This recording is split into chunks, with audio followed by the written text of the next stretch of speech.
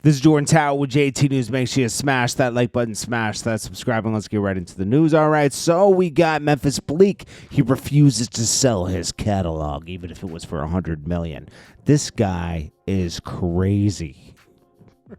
Don't let all these people tell you that, oh, never sell your catalog. It depends on what the offer is. $100 million for Memphis Bleek's catalog would be generous, okay? Future just got $75 million for one part of his catalog. I think they gave him another 70 for something else, like publishing or something. Listen, if Memphis Bleek was offered $100 million, he should run and take that money because his music, only the records with Jay-Z will be played, right? Even now, they don't play Memphis Bleek's records. They just don't. He does get publishing, and he gets, royalties and all that stuff. It's nothing crazy. Nobody's sampled Memphis Bleek stuff. It's just, it depends on the artist you are, You see producers sell a large part of their catalog. Ja Rule didn't even get a chance to sell his catalog because everybody took it from him. It depends on the amount you're offered. If Memphis Bleek was only offered $10 million, probably not, But if he was offered probably 30, 40, 50, you should jump at that. He could do other things with it, You could actually invest that money and live off the money. You never have to touch it. They're not thinking like that. Oh, I'm going to burn through it. No, you're going to invest it properly into like index funds, and you'll invest it into stocks that pay dividends. And you can actually, with that much money at work, oh my gosh, bro, you'll live like a king. You will live like a king, bro.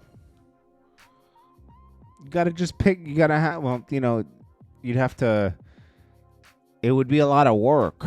But if you met with the right financial people, a lot of people want to take like a percent, which is a lot. When you're looking at a whole catalog, they want a percent of everything. You got to pick someone that's only taking a percentage off earnings. But anyways, that's a whole different story. All right. So then we got...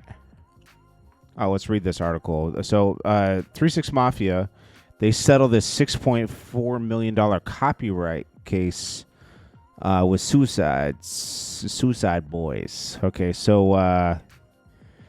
2020 for sampling 35 of their songs without permission. Let's see. The sound clearly resonated with the duo.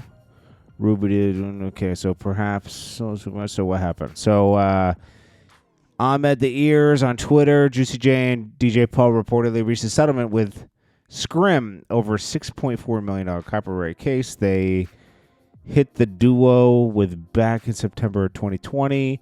For those unaware, they accuse him of sampling 35 in Memphis. Okay, cool. Okay. Plaintiffs Paul and DJ Paul and Jordan Houston, a.k.a. Juicy J. Ivan Ramirez. They were the plaintiffs. Okay. They hereby agree that the case has been settled in its entirety to the plaintiffs, Ramirez, and all claims and all issues and all controversies between plaintiffs and Ramirez have been resolved on mutual satisfaction. But they don't tell you how much money? All right, so let's just say maybe $1 million. I don't know, like maybe. Or maybe a percentage of the earnings? I don't know. We'll see. We'll never see we'll never even... if you guys are going to announce you settled it, give us a hint. Give us a hint, man. All right, so 21 Savage says he was involved in Young Thug and YF and Lucci settling their differences. He floated the idea to YF and Lucci. He was with it. Thug's eventually said, when it was brought up to Thug, he says, oh yeah, I've been talking to him on Instagram and we're going to settle it when he comes out. I still don't. I can get calling like, let's let bygones be bygones. Let's not be beefing anymore. But to do a song together after people have been shot at, families have been shot at, and you won't forgive Gunna, I'll never understand that. But it's not for me to understand. It's up for everyone around Young Thug's camp and YF and Lucci's camp to be upset because they were involved in Crossfire. It's up to them to be upset. Akademiks, as expected, torments Ebro in Rosenberg, who trolled him for years, saying he didn't have a platform, I didn't have this, and they were upset that he had a voice. They were mad at the little Uzis coming up, the little Yachties and all that. They gave him a hard time. Where Ebro bullguarded his way and took over Ebro's show with... took over Rosenberg's show with Cypher Sounds and renamed it Ebro Show. This was his chance to shine. He had been a program director for, since the early 2000s and just totally ruined New York hip hop. He acts like he's saving the culture. He, for some reason, stopped playing New York hip hop for 10, 20 years. Slowly, starting in the early 2000s and leading into, now. I don't think he was a program director now, but let's say up to 2013. Totally lost the without radio having your back. Totally shifted things, You need both radio stations to be showing the city love. Hot 97 used to be a place, even while he was there in the beginning, I would say up to 2004 or 5, you had people like K Slay and DJ Clue really playing New York music at night, at least, And Flex would push it, but then there was a huge shift to the South. Ebro ruined his own show by being obsessed with politics. I truly believe, and the Breakfast Club does dance with this too. I truly believe you should leave politics out of music. We get enough on Twitter. We get enough on Instagram. I don't care what party you're for, okay? Don't force it on people, man. Go become a political commentator if you want to take that role. Don't do music and then say, we're going to dibble-dabble in some of this politics because I'm going to let everybody know how I feel, and you're stupid if you don't feel the same way I do. No, it doesn't work like that. Okay? And you alienate half of your audience. 50 Cent always talks about this. I don't get into politics because I don't want to alienate half my audience. It's like, it's not even worth it. It's not even that important to me and what I'm doing. Like he always says, I feel how I feel, and that's what you're supposed to do as an American. And you go vote. Okay? I don't like talking about politics. We get flooded with politics on our timelines. I'm sick of it, So that could ruin your entertainment show. And he did that. He blames it on the powers that be, and he's fighting the power, and they took him down. They were hunting him. You're not that important, Ebro. You weren't stopping anybody. You weren't influencing anybody. If you were influencing people, your people would always win, or you would block people from winning. Same with Charlemagne. He goes too hard with it. Like, you gotta just chill. It is what it is. I mean, you might feel different, but I feel like I just want, if I'm going to entertainment stuff and I want to listen to music stuff, I want to listen to that. I don't want to hear about politics. It's annoying. If I want to learn about politics, I go to somebody that speaks about politics. Okay, so then we got Cassie gets a lawyer.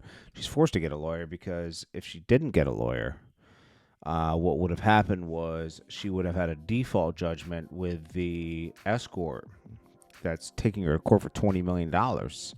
He claims he got diseases and she aborted his baby, a bunch of stuff. So that's going on. So that'll move forward. ESTG missing. He needs to drop. You can't just not drop these days. You know, you gotta you have to deliver. Otherwise your fans leave. And he's not, I think he like feels like he's like in a Gotti position, and he's not. Like you still have a lot to prove. You still have a lot to prove, man. Mm-hmm. Then we got Gillian Wallow. They have Pooh Shiesty up there.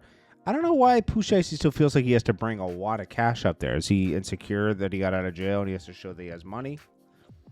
Mm-hmm. But he buys Gillian Wallow some gifts from Louis Vuitton. Then he speaks out here. He's gearing up for a comeback. He dropped the first day out. That was good. Like I said, nigga. Never forget about Kate Carter, nigga. How she held this shit down, nigga. Kate Carter? Who's that? Never forget about Baby Shiesty, nigga. Don't never forget about motherfucking Walk, nigga. Okay. People held it down for him. All right. He should chill buying all his team chains, though. Wait till you get a record out, bro. Wait till you have an album out. Start touring. Ja Rule. He says this guy looks crazy. 50. This is 50 Cent playing. I forget what role he plays. He gets a lot of backlash for it. Let's see if 50 posted it. What movie was this?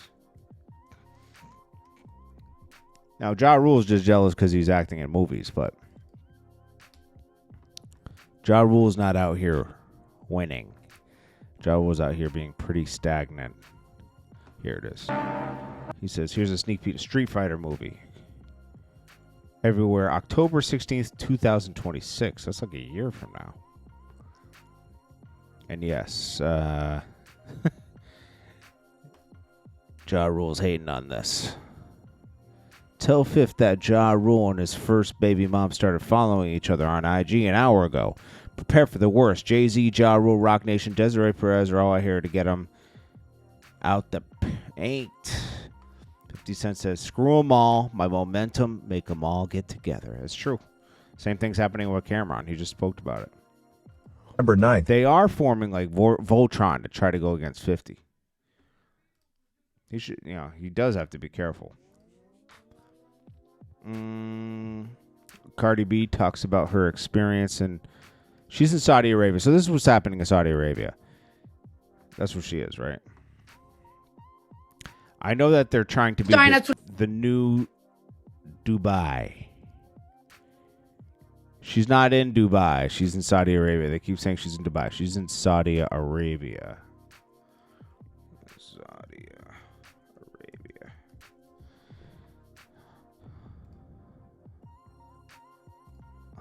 Which is next to Dubai. Okay, so Saudi Arabia. Then United Arab Emirates is to the right, and then Qatar is to the right of it too. Saudi Arabia is huge. And Saudi Arabia is making a big push to get into tourism. They see what's happening with Dubai. They want to be like that, so they're trying to make it more friendly. And this is what Cardi B is doing. Cardi B is promoting it. They have her there. They have her doing a show. And part of this is they're trying to promote. I bet you Drake will be there soon. They're trying to promote tourism. They want people to come there. Dubai is big tourism right now, So they have a big, I think 5 million people come in and out of there. Or it's a lot of people come in and out of Dubai. I saw some stat somewhere. Starting not to like America. America made me pay taxes. The vice president talking shit about me on Twitter. I don't know. I don't feel appreciated on America. Y'all need to convince me to come back. I don't know if I want to go back. Convince me now. Beg me to come back. Beg me to come back to America. I don't think I might go back.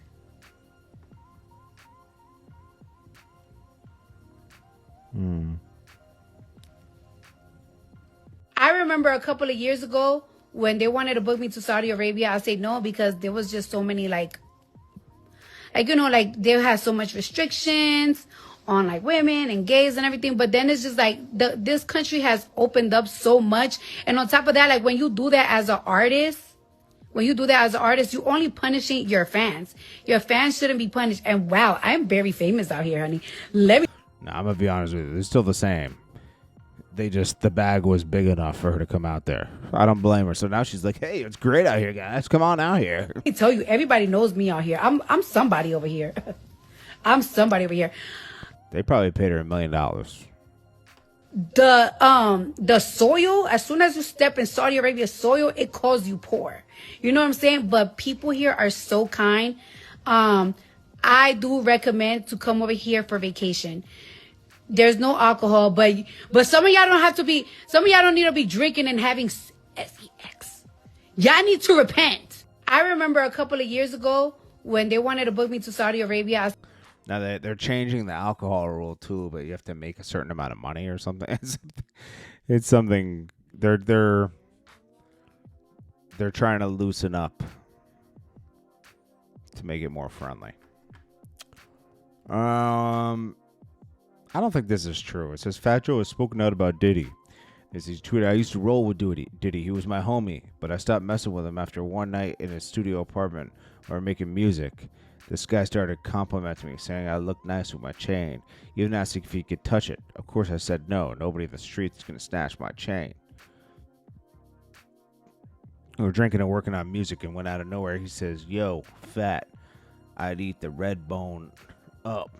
I packed my stuff and left immediately without saying a word. I don't hang with people like that. I'm opening up now because it's clear this guy was seriously sick in the head. Yeah, right. This is not from Fat Joe. And then, just a lot of people that were hating on Drake, they're out of here now, okay? You got the Hot 97 show. They hated Drake up at Ebro show. Then we got the Elliot Wilson podcast with DJ Head. Gone.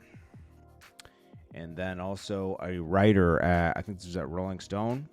He would write like 5 articles a month on Drake. Gone. Interesting.